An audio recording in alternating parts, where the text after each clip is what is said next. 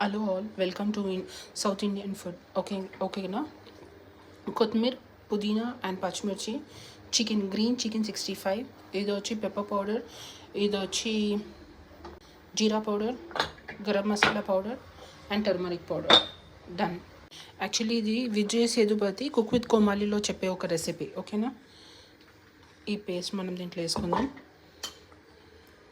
Pepper powder, jeera powder, garam masala powder, పసుపు, cornflour powder, ginger garlic paste, salt, last but not least egg. దీన్ని కలుపుకోండి.